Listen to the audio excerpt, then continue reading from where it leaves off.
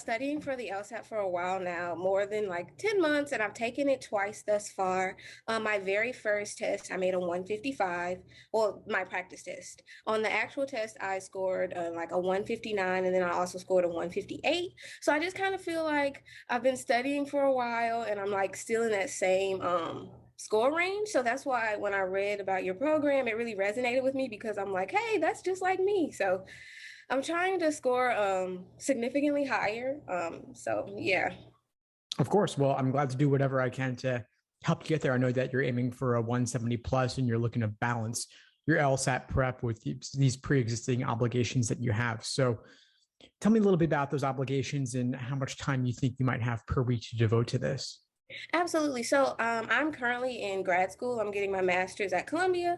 And so it's a lot. So initially I wanted to start studying more because I was in undergrad in May. And so I had been studying and I took the LSAT during that period of time. And that was prior to getting into grad school. And so I had to make a significant move. And so I transitioned from my hometown to the city, New York City. And so it's been a lot. And so it's also like after taking it two times, I don't know if I experienced kind of burnout from it because I was just like, okay, I wasn't really looking forward to studying again or more for the test. And so it's like now I'm like trying to get back into the groove of studying and being consistent in my preparation for the test. Sure, sure. You're definitely balancing it with grad school, moving to a new place can definitely be a challenge. So just acknowledge where you are and recognize that it may take longer than it would take someone who didn't have those obligations or didn't have that kind of move on their plate. Are you looking to take the January LSAT, the February LSAT? What are you thinking?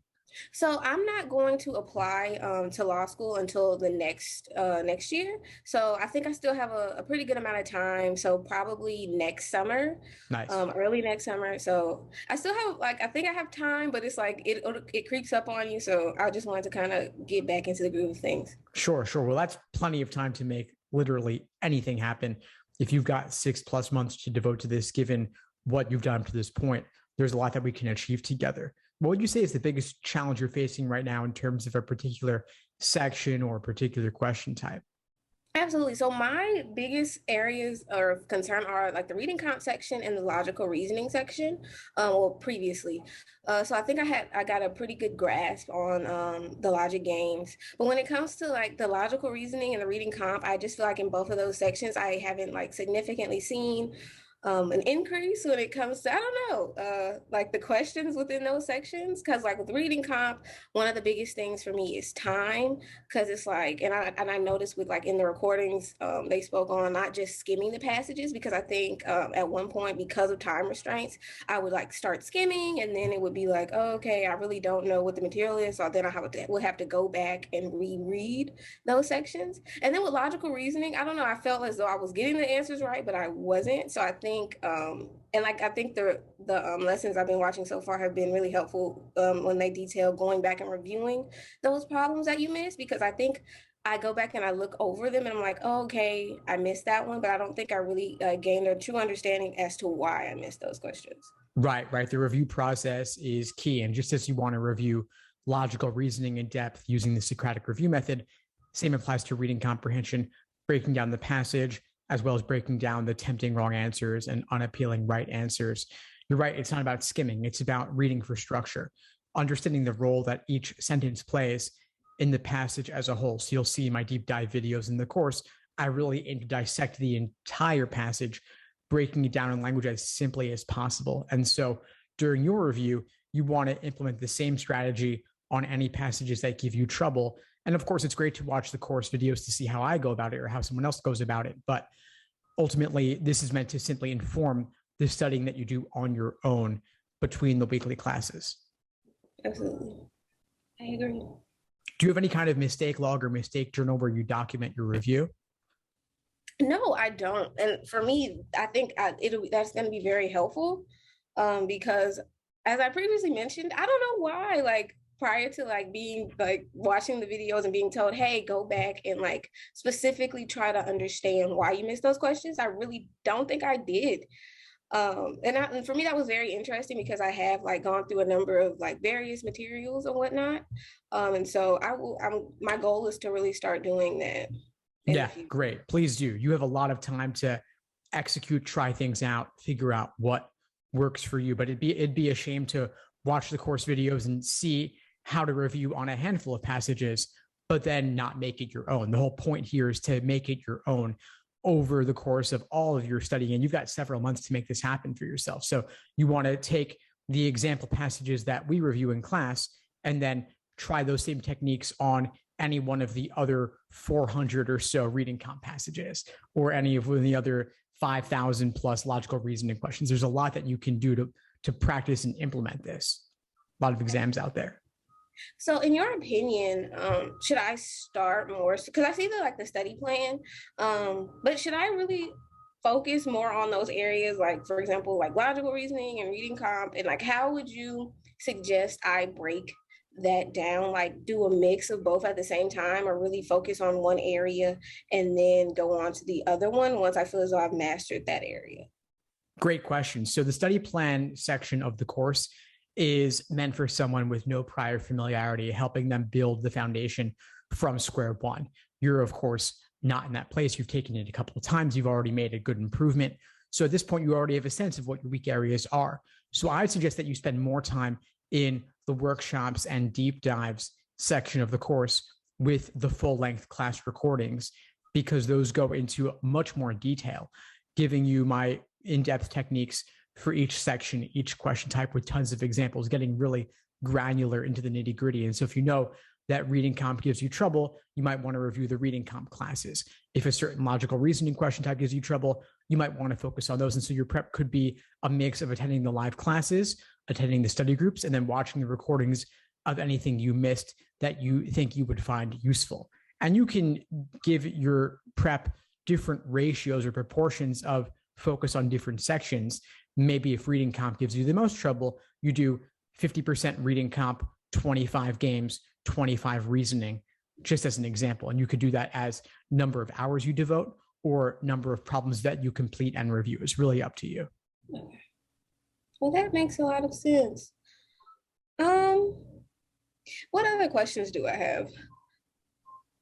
So, I feel as though, I don't know, I guess at this point, and I guess also I really appreciate the motivational videos you've been sending, because I guess at this point it's kind of like I feel as though I'm kind of not starting over, because it's like now I have different tools, but like really just getting back into the swing of things. So for someone who has like kind of taken a break from like really studying for the LSAT and really being in like the LSAT mode, can you like give some like advice or insight as to how to get back into like the swing of things? Yeah, sure, absolutely. And it's like anything else, really. I mean, if you were doing 5-6 hours a day just to make up like what I would say is the upper end, and then you do nothing for a while, you get derailed by school or by the holidays or whatever, and you're getting back into it, you don't necessarily want to make your first day back the full 5 to 6 hours you were at before. That could be really overwhelming. You don't want to burn out. So I'd say start from the smallest possible amount of time or work and then build up slowly. So if you were doing, let's say, 5 hours, you could then start over after a break with 1 hour. Then the next day, 1.5, the next day, 2, and you build it back up gradually so as not to shock your system. Also recognizing that you're not in a hurry here. We're speaking now in early December. You said you're aiming to take the LSAT maybe in the summer and apply next cycle. So you've got a good 6-7 months at least. There's no reason to rush it. You don't want to risk burning out. And since you're still in the middle of your semester right now, if there's a more pressing obligation like a paper that you have due, you can always put the LSAT aside a little bit, knock that paper out, then get back into it. You don't want to do 0 LSAT between now and the end of the semester, but maybe you want to treat the LSAT like a 3-credit class right now. And then once you have winter break, and if you have a lighter semester next semester, if you're taking classes next semester, you could then devote a bit more time to the LSAT and ramp it up as test day gets closer. Okay. Well, that seems very helpful. So when it comes to making, because I know I've been looking at the study plan, but as you just stated, it is for individuals who are like newer to this process.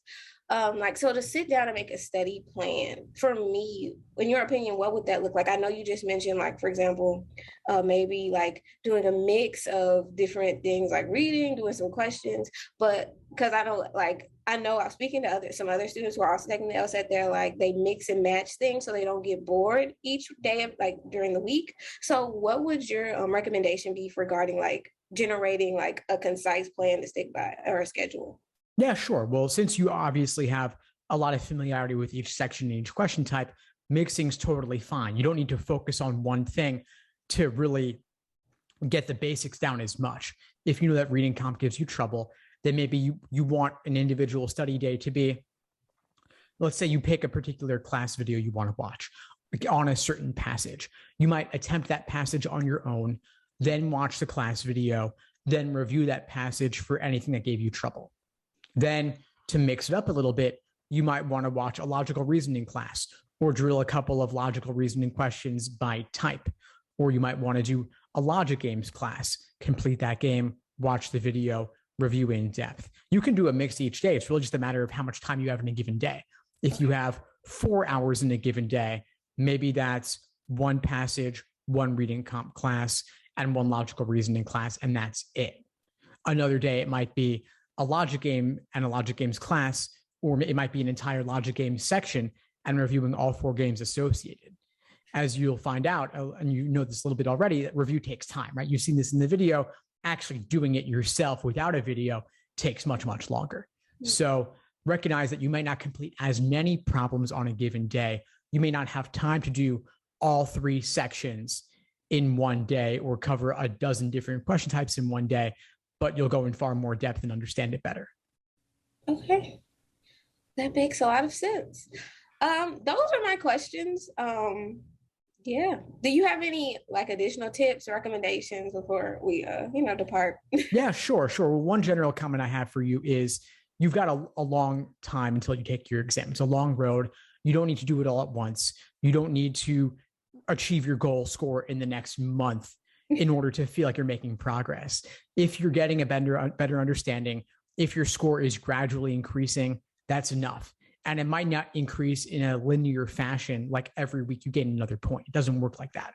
A single insight changes everything. So it might be more like fits and starts, where you plateau for a while, then you have a big breakthrough. But know that if you're putting in the work, you will see the results. And also know that you don't need to take full-length exams yet.